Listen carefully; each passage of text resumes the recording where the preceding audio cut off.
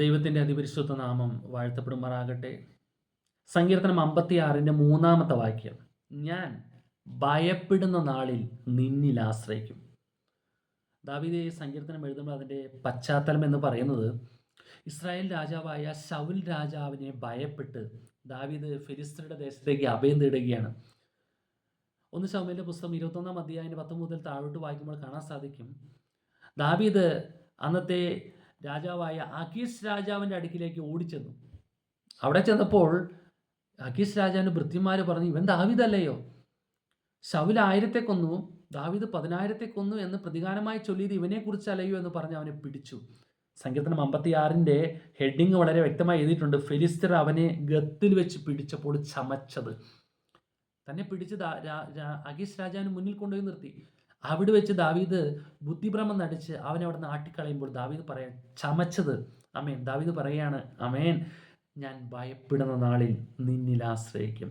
ഞാൻ ഭയപ്പെടുന്ന നാളിൽ ദൈവത്തിൽ ആശ്രയിക്കും. ദാവീദിൻ്റെ ജീവിതത്തിൽ കടന്നു വന്ന ചില ചിന്തകൾ, ഭയത്തിൻ്റെ ചിന്തകൾ, ഭാരപ്പെടുന്ന ചിന്തകൾ, പേടിപ്പിക്കുന്ന കാര്യങ്ങൾ, ഇതെല്ലാം കടന്നു വരുമ്പോൾ നമ്മളും പലപ്പോഴും ഒരു പുതിയ വിശ്വാസിയായി നമ്മളും പലപ്പോഴും എവിടേക്കാണ് നമ്മുടെ ചിന്തകൾ കടന്നു പോകുന്നത്?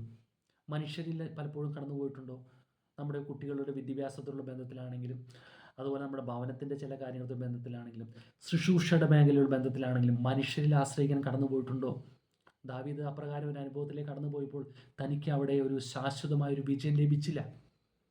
അത് മനസ്സിലാക്കി ദാവീദ് അവിടെ നിന്ന് അവനെ ആട്ടിക്കളയുമ്പോൾ ദാവീദ് പാടിയ ഒരു വചനമാണ്, ഞാൻ ഭയപ്പെട്ട നാളിൽ നിന്നിൽ ദൈവത്തിൽ ആശ്രയിച്ചു. അപ്രകാരം നമ്മുടെ ജീവിതത്തിൽ ചില ഭയത്തിൻ്റെ ചിന്തകൾ കടന്നു വരുമ്പോൾ, ഇനി എങ്ങനെ മുന്നോട്ട് പോകുമെന്ന് ചിന്തിക്കുന്ന കാര്യങ്ങൾ കടന്നു വരുമ്പോൾ, എന്നെ കേൾക്കുന്ന പ്രിയമുള്ളവരെ, ദൈവത്തിൽ ആശ്രയിക്കാൻ തയ്യാറായാൽ അവിടെ വിജയം ഉറപ്പാണ്. സങ്കീർത്തനം 34 ആ വാക്യോടൊന്ന് ചേർന്ന് വായിക്കാൻ ആഗ്രഹം മനസ്സിലേക്ക് കടന്നു വരുന്നു.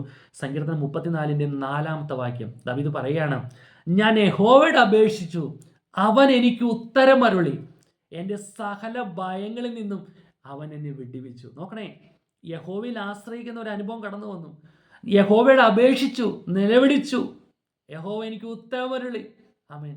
ദൈവത്തോട് നിലവിളിച്ചാൽ ദൈവം നമുക്ക് ഉത്തരം അരുളും.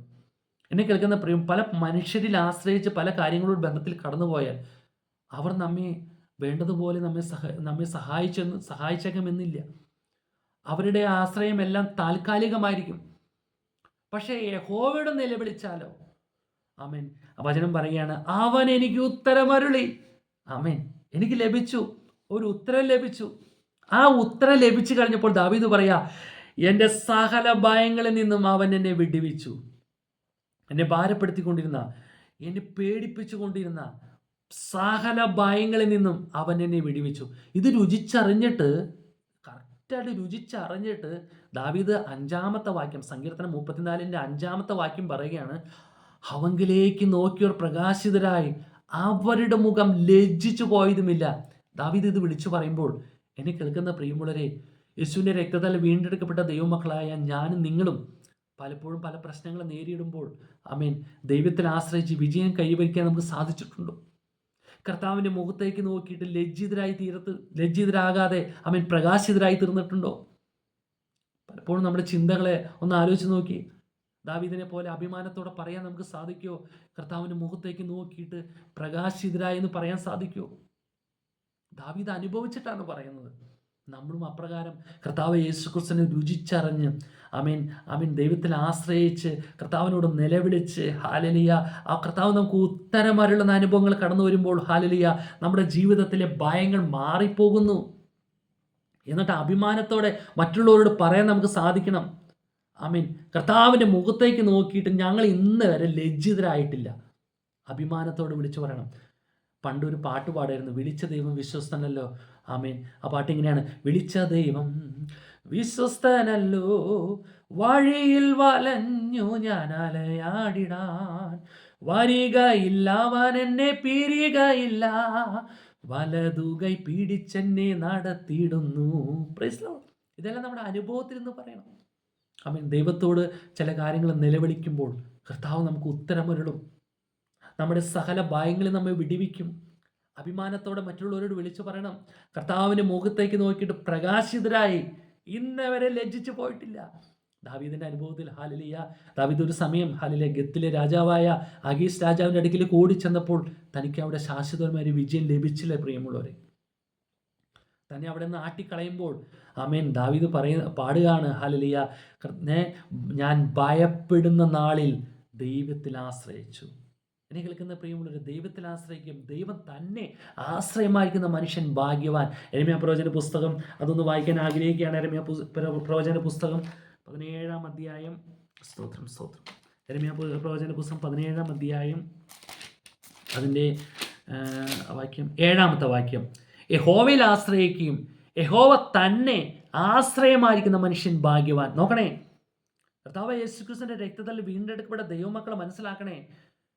ആമേൻ. നാം ദൈവത്തിൽ ആശ്രയിക്കുകയും ദൈവം തന്നെ ആശ്രയമായിരിക്കുന്ന മനുഷ്യൻ ഭാഗ്യവാനാണ്. അങ്ങനെയുള്ള മനുഷ്യൻ എങ്ങനെയാണ് വചനം പറയുന്നത്? അവൻ വെള്ളത്തിനരികെ നട്ടിരിക്കുന്നതും ആറ്റിരികെ വേരൂന്നിരിക്കുമായ വൃക്ഷം പോലെ ഇരിക്കും.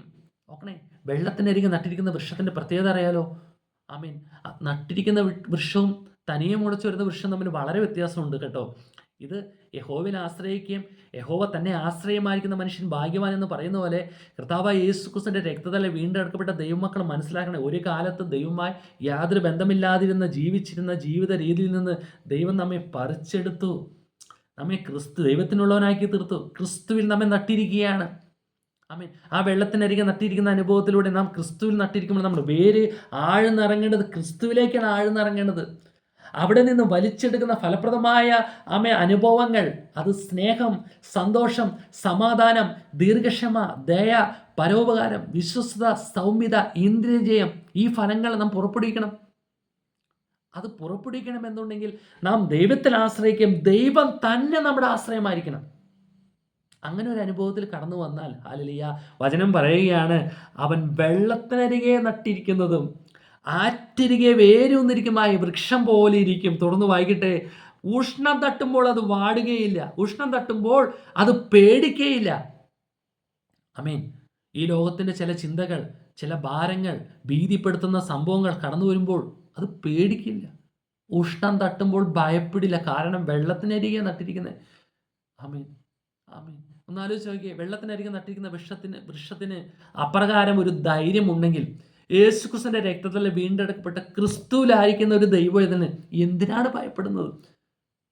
ഈ പ്രതികൂലങ്ങളെ കണ്ട്, ഭാരങ്ങളെ കണ്ട്, വേദനിപ്പിക്കുന്ന ചിന്തകളെ ആമേൻ കടന്നു വന്ന് നമ്മെ ഒരിക്കലും നശിപ്പിച്ച് കളയാൻ സാധിക്കില്ല. കാരണം നാം ക്രിസ്തുവിലാണ് ആയിരിക്കുന്നത്. യേശുവിന്റെ രക്തത്താൽ വില കൊടുത്ത ഒരാൾ നമുക്ക് വേണ്ടി ഉണ്ട്. ആമേൻ. കാൽവരിയിൽ നമുക്ക് വേണ്ടി വില കൊടുത്ത കർത്താവായ യേശു ക്രിസ്തു ദൈവത്തിന്റെ വലത്ത് ഭാഗത്ത് ഇരുന്നുകൊണ്ട് നമുക്ക് വേണ്ടി പക്ഷവാദം ചെയ്തുകൊണ്ടിരിക്കുക. ആമേൻ. ക്രിസ്തുവിനെ മരിച്ചവരെന്ന് ഉയർപ്പിച്ചവന്റെ ദൈവത്തിന്റെ പരിശുദ്ധാത്മാവ് നമ്മളിൽ ഇരിക്കുക, സകല സത്യത്തിലും വഴി നിർത്തിക്കൊണ്ടിരിക്കുക. ക്രിസ്തുവിലാണ് നാം ആയിരിക്കുന്നത്. പിന്നെ നാം എന്തിനാണ് ഭയപ്പെടുന്നത്? ആമേൻ. ഉഷ്ണം തട്ടുമ്പോൾ അത് പേടിക്കില്ല. ആമേൻ. ചില വ്യക്തികളുടെ നോട്ടത്തിന് മുന്നിൽ, ചില വ്യക്തികളുടെ സംസാരത്തിന് മുന്നിൽ നീ എന്തിനാണ് ഭയപ്പെടുന്നത്? ആമേൻ. നാം ക്രിസ്തുവിലല്ലേ? ആമേൻ. വചനം പറയുകയാണ്, ഉഷ്ണം തട്ടുമ്പോൾ അത് പേടിക്കുകയില്ല, അതിൻ്റെ ഇല പച്ചയായിരിക്കും. ആമേൻ. ചില ചിന്തകളെല്ലാം ഇട്ട് നമ്മെ ഭാരപ്പെടുത്തുന്ന സംസാരങ്ങളെല്ലാം സംസാരിച്ച് നമ്മെ കുറ്റപ്പെടുത്തി, ഒറ്റപ്പെടുത്തി, ആമേൻ നമുക്ക് ആരും ആശ്രയമില്ലാതിരിക്കുന്ന സാഹചര്യങ്ങൾ കടന്നു വരുമ്പോൾ ഇവർ വിചാരിക്കും തീർന്നു എന്നാണ് വിചാരിക്കുന്നത്. പക്ഷെ നാം ക്രിസ്തുവിലാണെങ്കിൽ അതിൻ്റെ ഇല ആമേൻ പച്ചയായിരിക്കും എന്ന് പറഞ്ഞ പോലെ തന്നെ നമ്മൾ അപ്പോഴും ഫലം കാഴ്ചകൊണ്ടിരിക്കും. നമ്മുടെ വേര് ഇറങ്ങി പോയിരിക്കുന്നത് ജഡത്തിൻ്റെ പാപത്തിൻ്റെ സ്വഭാവത്തിലേക്കല്ല, ജഡത്തിലേക്കല്ല പോയിരിക്കുന്നത്, ക്രിസ്തുവിലാണ് ഇറങ്ങിയിരിക്കുന്നത്. അവിടെ നിന്ന് വലിച്ചെടുക്കുമ്പോൾ ഹല്ലേലൂയ ക്രിസ്തുവിൻ്റെ ഫലങ്ങളാണ് പുറപ്പെടുന്നത്. അതിൻ്റെ ഇല പച്ചയായിരിക്കുന്നത്, തകർക്കാൻ കഴിയുകയില്ല. ആമേൻ. ഇല ഉഷ്ണം തട്ടുമ്പോൾ വാടുകയില്ല, അതിൻ്റെ ഇല പച്ചയായിരിക്കും. വരൾച്ചയുള്ള കാലത്തും വാട്ടം തട്ടാതെ ഫലം കായ്ച്ചുകൊണ്ടിരിക്കും. നോക്കണേ, വരൾച്ചയുള്ള കാലത്ത്, വരൾച്ച എന്നൊക്കെ പറയുമ്പോൾ മനസ്സിലാക്കാൻ സാധിക്കും നമുക്ക്. ആമേൻ. മഴയിൽ ലഭിക്കാതെ കൃഷി ചെയ്യുന്ന ഭൂമിയെല്ലാം വരണ്ട് പോയിട്ട് വിള്ളൽ പോലെ വന്നു നിൽക്കുമ്പോൾ അവിടെ ഒന്നും പുല്ല് പോലും മുളയ്ക്കില്ല. അങ്ങനെ ഒരു അനുഭവത്തിൽ കടന്നു വരുന്ന ഒരവസ്ഥ. അങ്ങനെ നമ്മെ വേദനിച്ച് ഭിന്നിപ്പിച്ച് ആരും ആശ്രയമില്ലാതെ ഒറ്റപ്പെട്ട് കഴിയുന്ന ചില സാഹചര്യങ്ങൾ, ആരും ആശ്രയമില്ലാതിരിക്കുന്ന സമയത്തും നമ്മെ എല്ലാവരും ഒറ്റപ്പെടുത്തി നിൽക്കുമ്പോൾ എന്നെ കേൾക്കുന്ന പ്രിയമുള്ള, ക്രിസ്തുവിലാണ് ആയിരിക്കുന്നതെങ്കിൽ, ക്രിസ്തുവിലാണ് നാം വസിക്കുന്നതെങ്കിൽ വരൾച്ചയുള്ള കാലത്തും ഫലം കായ്ക്കും. Praise the Lord. ഇതെല്ലാം പറയുമ്പോൾ നമ്മുടെ ഉള്ളിൽ സന്തോഷം തുടിക്കണം. ആമീൻ, ആമീൻ. ദാവീദിനെ പോലെ ഭയപ്പെടുന്ന നാളിൽ ആമീൻ ഒരിക്കലും ചില ഗത്തിലെ രാജാവിൻ്റെ അടുക്കിലേക്ക് പോയതുപോലൊന്നും പോയേക്കരുത്. ആമീൻ. നേതാക്കന്മാരുടെ അടുക്കിലേക്ക് പോയേക്കരുത്. പല പല മനുഷ്യരുടെ അടുക്കിലേക്ക് പോയേക്കരുത്.